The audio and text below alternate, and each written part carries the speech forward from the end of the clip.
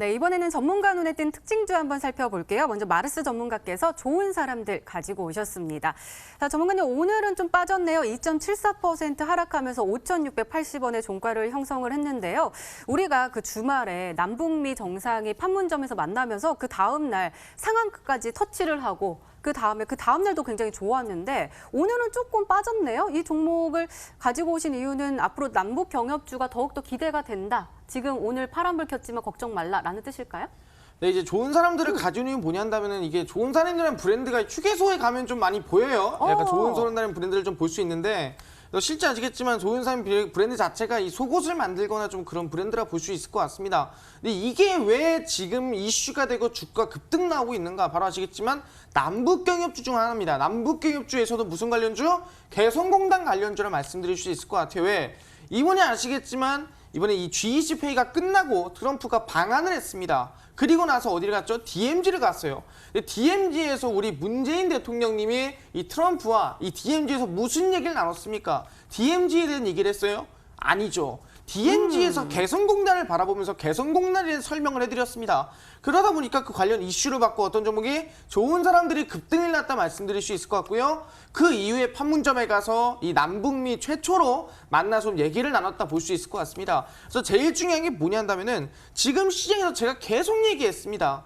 G20이 끝나고 가야 되는 건 뭐다? 북미 정상회담 관련된 종목이다. 북미 정상회담에 관련 종목이 급등할 수밖에 없다. 왜? 2월 달에 북미 정상회담이 결렬이 났습니다. 그리고 6월 달에 미중 무역 전쟁이 거의 최악까지 갔어요.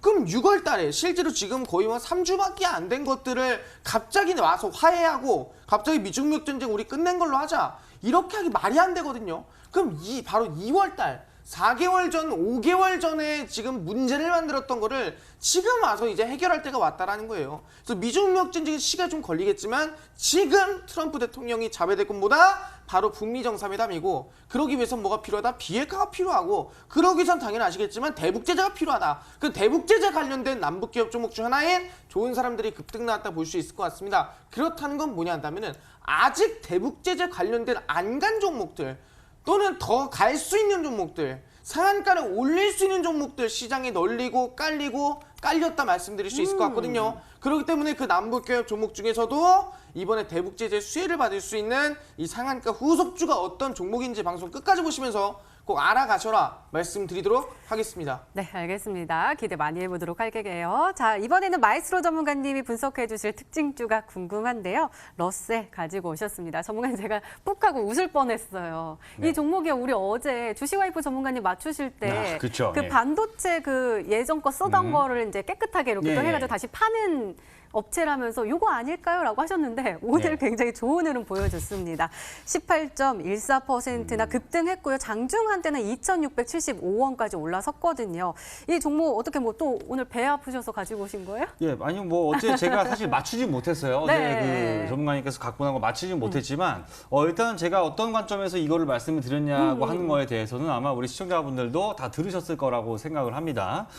사실 뭐 이 회사 어제 제가 다시 한번 좀 전에 앵커님도 말씀하셨지만 좀 부연 설명드리면 그 뭐 딱 그냥 그냥 닦아가지고 쓰는 게 다가 아니고요. 그러니까 약간 좀 노후화됐다면 일정 뭐 부분적으로 부품을 바꾼다거나 약간 좀 변경을 시켜서 그러니까 업그레이드해서 다시 파는 약간 중고 처리 이걸 이제 리퍼비시 업체라고 하거든요. 그래서 이제 반도체 장비 그리고 디스플레이 장비와 관련해서 이게 그거 작업하는 거예요.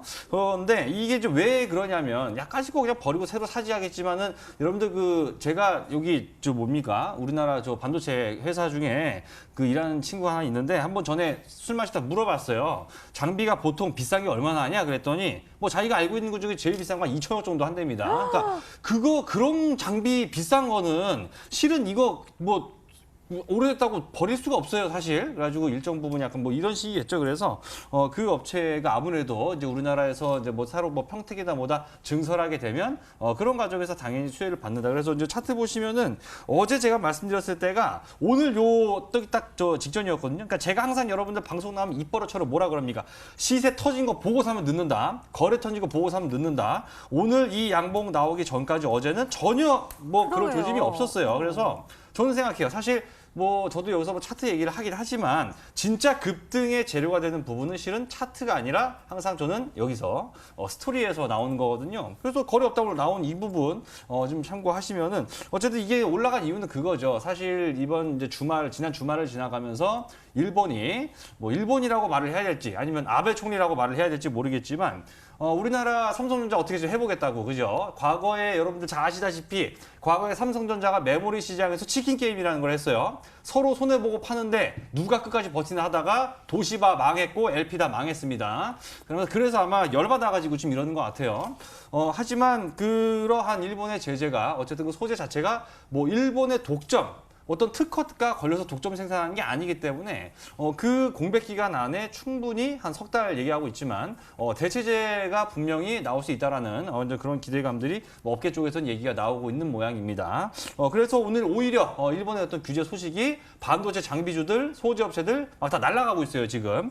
그래서 아마도 이제 러셀도 같이 오늘 좀 급등이 장중에 27%까지 급등이 나왔었는데 어제 제가 그 얘기 들었습니다. 그러니까 어제는 제가 그 제약주를 말씀을 드려서 이제 당긴 낙폭에 따른 제약주로 좀 벌어보자라고 말씀을 드렸는데 뭐 사람이 똑같은 만 계속 먹으면 재미가 없죠. 이제 제약주는 하나 했으니까 이제 우리는 다시 시선을 돌려서 이외에 요 단기 이슈, 아베가 만들어준 이런 기회, 저는 굉장히 헛발질을 했다고 생각이 되는데 그 기회에 따라갈 수 있는 종목, 제가 잠시 뒤에 히든 종목으로 준비를 했으니까 방송 끝까지 보시면서 러셀처럼 이렇게 급등할 수 있는 뒤를 따라갈 수 있는 종목 놓치지 않고 알아가시기를 바라겠습니다. 네, 오늘도 꼼꼼하게 진단해 주셨습니다. 이렇게 오늘 시장 분석과 함께요. 전문가 눈에 띈 특징주까지 짚어봤습니다.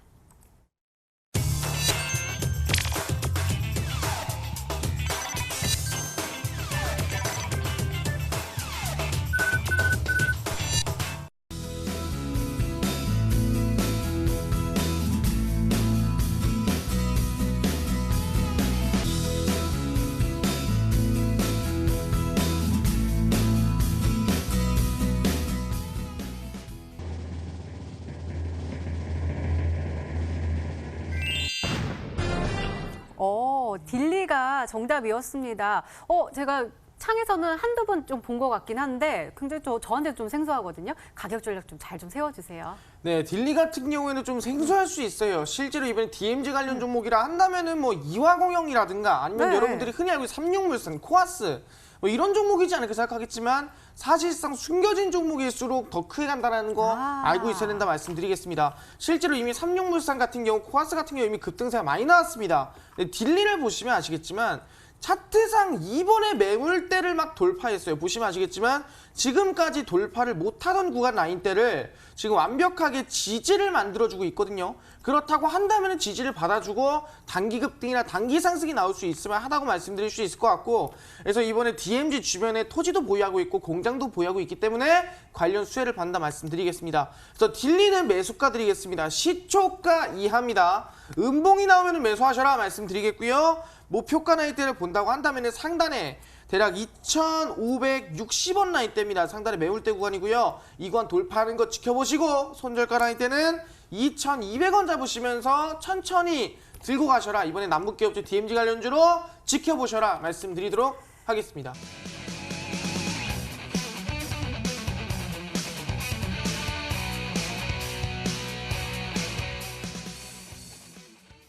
어제는 우리가 제약주를 줍줍했다면 이번에는 아베가 네. 떨어뜨려 놓은 반도체주를 줍줍하자고 하셨어요.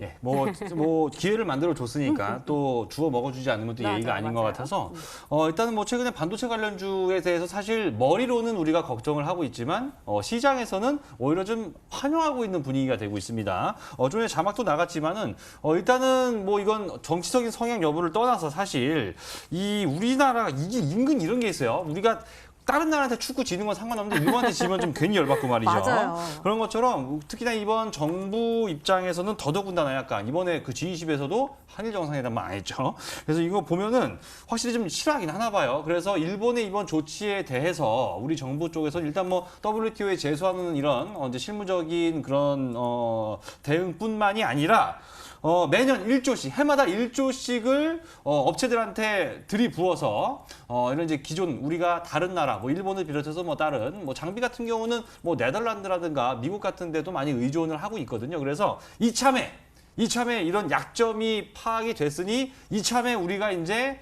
자체적으로 장비나 소재까지도 싹 다 그냥 우리가 먹어서 반도체 아예 그냥 왕국을 만들어 보자. 약간 뭐 이런 계산이 있는 것 같습니다. 그래서 이제 그 소식이 오히려 이제 중소형 장비 업체들한테는 오히려 좀 호재가 되고 있다. 그러니까 제가 지난달에 사실 뭐 동아성도 저번에 말씀드렸지만 이 수소차 관련주 얘기하면서 제가 뭔 얘기를 했었냐면 이 정부가 어쨌든 주식시장에서는 가장 큰 손이다. 정부가 어떤 정책을 가지고 특정 산업이라든가 이쪽을 섹터를 뭔가 좀 밀어주는 움직임이 나온다면은 그것은 그때부터 단순히 뭐 어떤 이 성장 섹터의 매력에 더해서 이 정책 수혜주로서의 매력까지도 같이 가져가게 된다라고 말씀을 드렸던 수소차가 실제로 6월 달에 날아갔죠. 그런 것처럼 이번 달에는 이런 이제 반도체 관련주들이 오히려 이제는 이 정부의 정책 수혜주로 좀 거듭나면서 좀 좋은 흐름을 좀 보여줄 걸로 판단되기 때문에 오늘 일단 첫 번째로는 반도체 디스플레이 외에 장비 소재 업체들로서 일단 한번 압축해서 가져와 봤다. 첫 번째 힌트를 드리겠습니다. 네, 알겠습니다. 더욱더 기대가 됩니다. 두 번째 힌트 바로 열어볼게요. 마이스트로 전문가님의 두 번째 힌트입니다.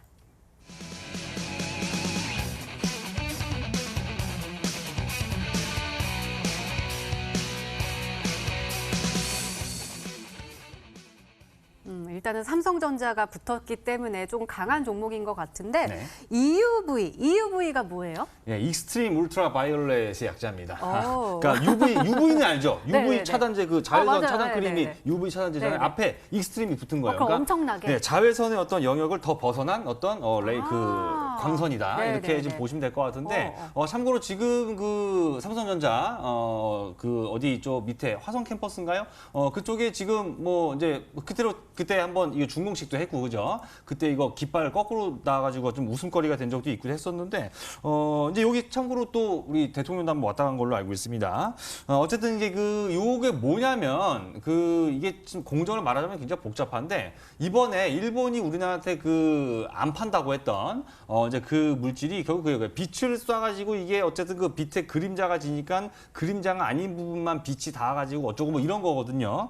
그래서 지금 EUV가 어쨌든가 결론만 말씀드리면 뭐냐면은 어떻게 그러니까 초자외선? 극자외선? 뭐 그렇게 표현을 할 수 있을 텐데 아무튼 이제 그것을 이용을 해서 더욱더 이 미세한 공정으로 들어갈 수가 있다. 우리가 이제 몇 나노 나오잖아요. 그래서 7나노 공정까지는 우리가 대만의 세계 최대 이 팹리스 업체라고 하는 이 대만의 TSMC한테 삼성전자가 주도권을 뺏겼지만 올해 말부터 6나노 공정부터는 이제 삼성전자가 앞서 가려고 했는데 일본이 여기서 갑자기 백태클이 들어온 겁니다. 그래서 어찌 됐든 간에 뭐 도시바랑 엘피다를 망하게 만들었으니 어쨌든 뭐 이왕 판을 벌린 거 끝까지 가야죠. 그래서 아마 이것과 관련해서 모멘텀이 다시 한번 불 것이 있을 것 같은데 실제로 이 관련주가 뭐가 있었냐면 이미 다 날아갔어요. 근데 FST라는 종목이 있습니다. FST라는 종목이 연초에 3,200원짜리가 지금 한 9,000원 근처까지 한 3배 가까이 주가가 올라갔죠. 이것이 바로 EUV, 지금 말씀드린 익스트림 울트라 바이올릿 극자외선 EUV 관련 모멘텀을 갖고 있던 놈이었고 그리고 또 얘도 있습니다. 맞죠? 얘도 약간 좀 그쪽으로 주목을 받았어요. SFA 반도체 같은 경우에도 지금 1,300원짜리가 주가 거의 한 3,500원까지 얘도 마찬가지로 주가가 한 3배 정도 주가가 올라갔던 적이 있었는데 그러니까 이렇게 지금 뭐 비메모리라든가 아니면 EUV와 관련된 이 미세화 공정과 관련 종목들이 이미 막 주가가 막 3배씩 다 날아갔는데 오늘 제가 말씀드린 종목은 그것과 관련된 종목 중에서 아직까지 급등 나오지 않은 유일한 종목이다. 그래서 아마 여러분들이 좀 검색 능력이 되시는 분들은 지금 EUV 관련주 쫙 한번 검색해 보시면 이렇게 날아가지 않은 종목이 바로 그거니까 한번 열심히 찾아보시라 말씀드리겠습니다. 네, 마르스 전문가님 혹시 아실 것 같아요? EUV와 관련된 종목이다. 아직은 날아가지 않았다. 그럼 아직은 좀 흐름이 더딘 걸 찾으면 될 것 같은데 한번 싹 훑어주시죠. 네, 익스트림 울트라 바이올렛 관련주라고 말씀하셨는데 네, 일단 말씀드린다면은 일단 감가액이라는 게 좀 있습니다. 감가액이 뭔지 한다면은 이제 아까 7나노 공정이라고 말씀하셨어요. 근데 7나노 공정이라는 게 말 그대로 10억분의 1이 실제 나노라고 볼 수 있을 것 같은데 그게 7나노 공정이라고 볼 수 있을 것 같거든요. 그런 것에서 본다면은 미세 회로를 그릴 때 들어가는 게 감가액이에요. 그게 관련 기업이 뭐냐 한다면 이번에 동진 세미캠이라고 말씀드릴 수 있을 것 같습니다. 동진 세미캠 같은 경우에도 저점은 아니지만 충분히 전 매물대 라인을 돌파를 하고요. 지금 지지를 받고 있는 상황이거든요. 그럼 충분히 지금 구간에서 전 단기 반등이나 단기 상승이 동진 세미캠 더 나올 수 있다 생각하고요. 뭐 다른 종목들을 본다고 하더라도 아까 제가 하나 생각하고 있던 게 FST였는데 FST를 이미 말씀을 하셨어요. 그래서 아마 그건 아닐 것 같고 전 동진 세미캠 아마 이 종목이지 않을까 좀 기대를 좀 해볼 수가 있을 것 같습니다. 네, 마르스 전문가께서는 동진 세미캠이 아닐까라고 말씀해 주셨는데요. 마지막 힌트까지 들어보면 종목명을 정확하게 알 수 있을까요? 마이스트로 전문가님의 세 번째 힌트입니다.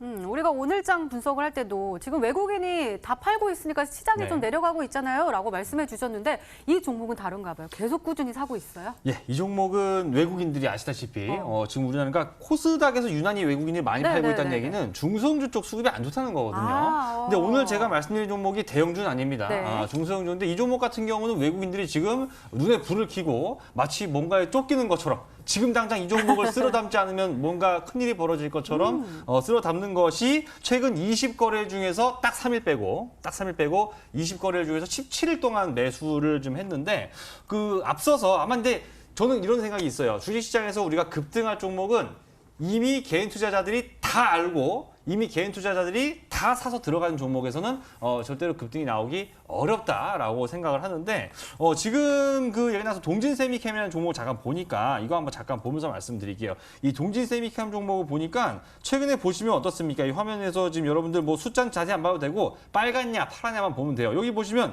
기관은 지금 뭐 거의 한 달 내내 팔고 있는 것 같고요. 외국인은 중간에 한 3, 4일 정도 살 때 빼고는 또 다 팔았어요. 지금 개인 투자자만 잔뜩 들어왔기 때문에 개인 투자자들은 가다가 조금만 이게 매물을 금방 토해내요. 이게 3% 5% 오르도 그냥 막 수익 보고 팔기 때문에 오래 갈 수가 없다. 하지만 제가 말씀드린 종목은 외국인들이 최근에 정말 미친 듯이 20거래일 중에 무려 17거래일 동안이나 매수를 하고 있었다. 시장을 팔아요. 코스닥을 팔고 다른 것들은 팔지만 이 종목만큼은 담아야겠다는 생각으로 외국인이 들어오고 있다고 하는 거. 그리고 아까 말씀드린 것처럼 이미 FST, SAP의 반도체 3배 날아가는 동안 이 종목은 날아가지 않았다. 그것을 알기 때문에 바로 외국인들이 담고 있다고 봐야 되겠죠. 그래서 여러분들이 좀 압축을 하셨다면 외국인 수급까지도 잘 갖춰진 이 종목이 어떤 것인지 조금씩 정답에 가까이 갈 수 있겠다 말씀드리겠습니다.